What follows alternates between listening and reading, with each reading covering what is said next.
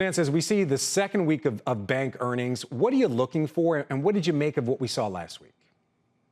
So, particularly with the big banks, Morgan Stanley and Goldman Sachs, we're really looking at what they have to say about the environment for deals going forward.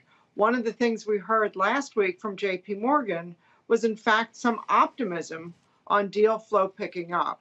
And we know that deal flow was very bad last year. We know the numbers from the third quarter down in the mid 20% rate. But what we've started to see is an improvement on the M&A front, particularly in healthcare and some of the energy areas. And we think it's likely that we'll hear some optimism about that and perhaps even some optimism on the IPO front going forward. That would be very good for these stocks as that's an Right. excellent business for them. In Yeah. addition, from Goldman, we want to hear what they have to say about their consumer business, where they've made, as you said, a lot of missteps, and we need to hear how they're getting out of those businesses. You mentioned their consumer business. One key metric, of course, is net interest income. What are your Yeah. expectations when it comes to that? And as you mentioned, the consumer business, Bank of America, their net interest income came in probably better than some people expected. Obviously, a big consumer bank. What do you make of that? Well, the consumer right now is pretty good, and the banks certainly are not having as many issues with their mix between deposits, assets, and liabilities as they were earlier in the year. We've seen that improve sequentially, even though it's still negative. However, we are concerned with all the banks that the expectations for 2024 might be ahead of themselves for when net interest income is going to bottom. We're particularly concerned on the regional bank side as they seem to be a little more aggressive with expecting rate cuts and expecting that net interest income to turn around sooner. We think it will continue to improve modestly, but it's probably a second half of the year as opposed to a first half of the year phenomena.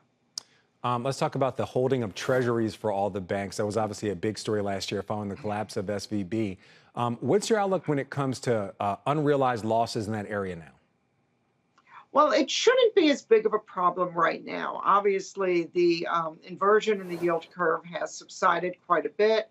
And certainly, it seems as though we're heading towards a more normalized yield curve, hopefully, because the short rate comes down with inflation continuing to come down. So we think there's less of a risk right now. We are keeping our eyes out very much on what is happening on the inflation front, because that is what could cause that inversion to steepen again, as well as potential weakness in the economy. And that could be very negative with the holdings of treasuries that these banks Right. still have. Again, not expecting anything dire right now, but it's something to watch. Yeah, we got mixed reads when it came to inflation, slightly hotter than expected CPI, slightly cooler than expected PPI. But you're really leading me into my next question. How does the Fed factor into your outlook when it comes to all the banks? Where a lot of people, the market's expecting up to 6 rate cuts.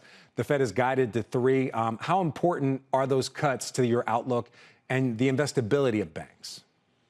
Well, today that is important because over the fourth quarter, we saw a very nice rebound in most of the banks. And we've seen those expectations come up where these banks do seem to be discounting that 6 rate cut expectation on Wall Street.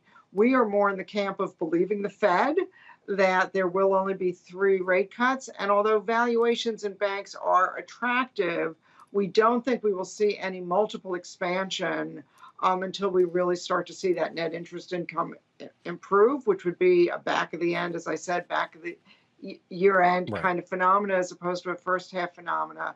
So we think that the short term risk in banks is, might be a little bit more on the downside. We would stick with the very high quality banks is what we would want to play here, particularly a name like Okay. JP Morgan.